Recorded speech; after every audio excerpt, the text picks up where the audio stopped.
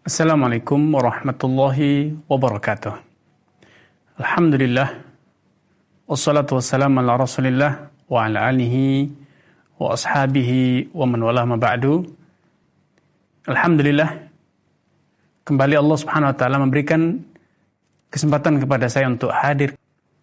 Semoga senantiasa menggugah dan mengobarkan semangat dalam diri kita semua untuk selalu dan terus selalu berjuang meniti dan istiqamah di atas jalan Allah Subhanahu wa taala.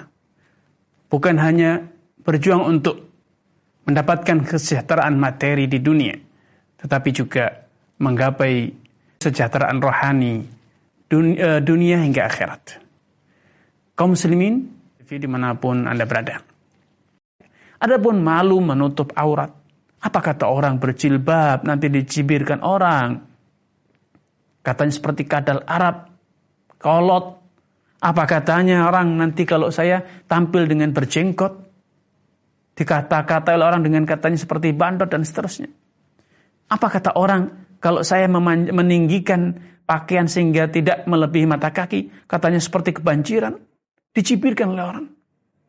Ini bukan malu yang benar. Ini adalah hazimah.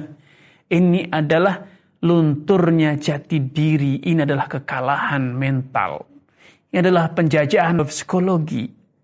Tatkala Anda hanyut dalam persepsi dan penilaian orang, walaupun itu salah.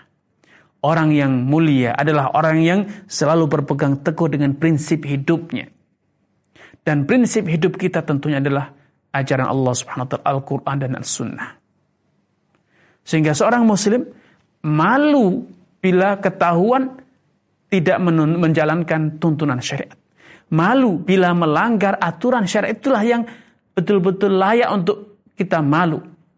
Tetapi sholat berjamaah malu, mengenakan jilbab malu, ini adalah bentuk dari hazimatun nafs.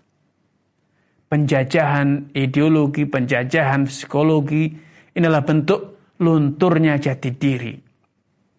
Seorang muslim harus punya izzah. Kalau Anda merasa terhina karena dihinggapi lalat. Kalau Anda merasa terhina karena Anda lebih suka dengan bunga dibanding bangkai. Maka itu bentuk dari kebodohan dan hilangnya jati diri. Hanya lalat. Makhluk-makhluk yang hina dina lebih mengedepankan bangkai dibanding bunga. Sedangkan lebah tidak pernah merasa terhina. Karena dia selalu menghinggapi dan senang dengan bunga. Dia tidak pernah merasa terhina dengan sikapnya lalat yang berbondong-bondong mendekati bangkai, menghinggapi sampah. Ya, demikianlah perumpamaan orang yang beriman. Orang beriman tidak pernah merasa malu hanya karena dia rajin ke masjid, menutup auratnya, rajin membaca Al-Quran, tidak kenal dengan musik-musik, tidak kenal dengan film kartun ataupun film Hollywood atau yang lainnya. Bukan hal yang memalukan. Dianggap gaptek, abaikan saja. Tidak mengurangi keuntungan dunia ataupun akhirat. Zaman gini tidak pernah nonton film, tidak kenal dengan perkembangan media tentang informasi berbagai macam tontonan, hiburan yang lainnya. Itu bukan hal yang memalukan. Itu adalah sebuah syaraf. Tatkala kita untung. Waktu kita tidak terbuang dengan hal yang sia-sia. Tenaga kita, harta kita tidak terbuang dengan hal yang bersifat foya-foya yang tidak mendatangkan keuntungan dunia ataupun akhirat. Justru kita harusnya malu tatkala kita membuang umur kita, mencurahkan tenaga kita, pikiran kita, kesehatan kita untuk melakukan hal yang remeh, bagaikan seorang saudagar yang mencurahkan modal miliaran rupiah hanya untuk mendapatkan keuntungan senilai belasan rupiah, recehan. Kehilangan modal miliaran hanya untuk mendapatkan recehan. Maka ini sikap yang memalukan, satu sikap yang bodoh. Semua pedagang akan berkata betapa bodohnya Anda. Mengorbankan miliaran hanya mendapatkan beberapa rupiah saja. Demikian pula halnya dengan orang yang mengorbankan waktu, umur, tenaga, hartanya. Yang itu nilainya tak ternilai. Hanya untuk mendapatkan kesenangan sesaat. Maksiat. Seindah apapun maksiat itu. Senikmat apapun maksiat itu hanya sesaat dan sekejap.